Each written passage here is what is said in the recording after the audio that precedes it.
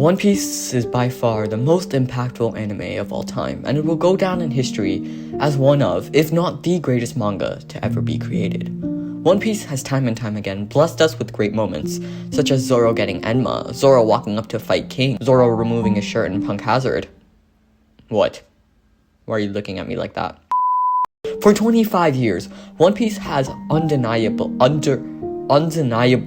I can't pronounce that word. For 25 years, One Piece has beyond doubt been the biggest anime and the king of the industry as a whole. Yet there is still one question. Will the legacy One Piece created last, even if the One Piece was the friends we made along the way? I tried to sound cool there. I think I failed miserably. Endings in anime, or media in general, are crucial to the story. They tend to wrap up the entire story and give it a feeling of closure. A good ending allows the characters to have a complete story arc and allows the protagonist to reach a final destination or goal, regardless of whether it's what they wanted to reach or not. It makes sure that all the characters feel whole and that the entire story is complete. A great example of this is Code Geass, is what I would say if I watched it. I know, I'm uncultured. I'm sorry. Attack on Titan. Attack on Titan's ending is seen as absolute dogshit by many. The My Hero Academia of endings, some would say. I'm sorry, that was a joke. It was just too good to pass up, and I love My Hero, I swear. But for real, I think it's important to look at why people think this ending was bad and why it was unsatisfactory in the eyes of many. Oh yeah, and obviously, spoiler warning for Attack on Titan.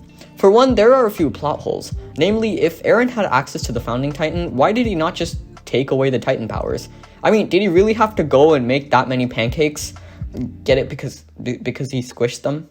No? Oh, okay. Another unsatisfactory aspect of the ending was the fact that Mikasa, a character who spent most of the show simping over Eren, didn't get a satisfactory ending. Also, the entire Armin using Talk no Jutsu on Zeke, and while the last bit with Eren crying did make sense because he was still a kid, it just came in stark contrast to his actions for the entirety of the previous arc, which probably turned fans off even more.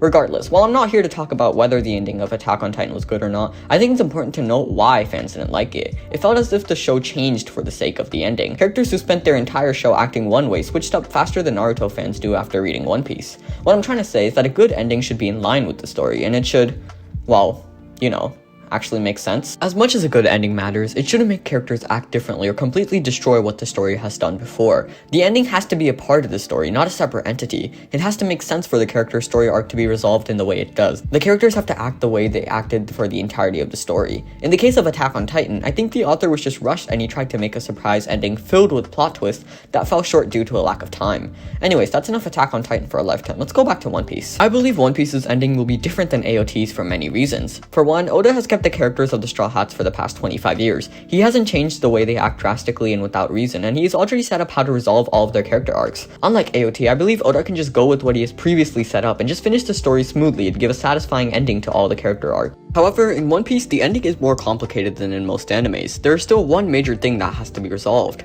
What is the One Piece? This is by far the most anticipated ending to a show ever, which brings me to my major point. Whether a bad ending can ruin the legacy the show has built up. I mean, while the show has been working towards finding the One Piece since day one, it has done so much more than just be a show about finding treasure. Through god-tier character writing, world building, and action sequences, One Piece has evolved into a top-tier story. While the underlying goal is to find the One Piece, it really isn't at the front of our minds too often. Due to the scale of the world, it feels like there's so much going on that Luffy has to do that our main goal isn't that important a lot of the times. It isn't like Attack on Titan. I know I said I'd stop referencing. Let me just, come on.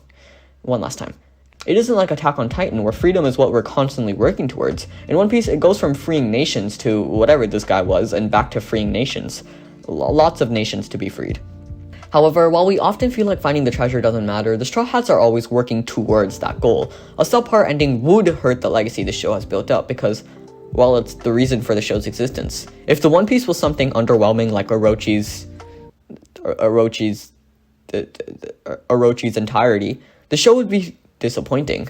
Even though One Piece is full of 10 out of 10 moments, I think a bad ending would hurt the show's reputation tremendously, especially since what is the One Piece is a mystery that fans have been wanting to know for 25 years.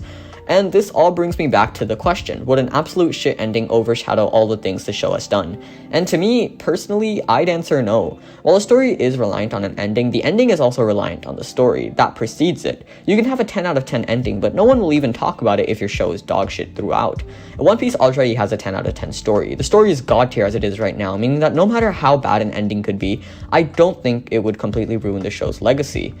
However, to new viewers, it would definitely turn them off, as reading so much only for the ending to be shit would not be the most appealing decision to make. This all brings me to the final point of the video. The reason I even made this video is to discuss if the ending of One Piece would matter, and to me personally, it doesn't because of one reason: Oda.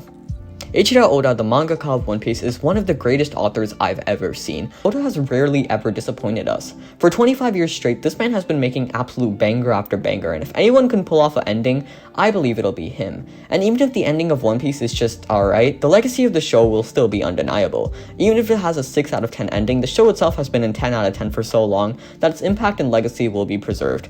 And to wrap things up, I do think there's an unfortunate truth to accept. One Piece's ending will disappoint some people. The show is massive, and with any ending, there's bound to be controversy. The only thing that unites everyone is our love for this wonderful show. Ing of Zoro's chest. Showing of Zoro's chest. Overall though, that's it for me. Thank you.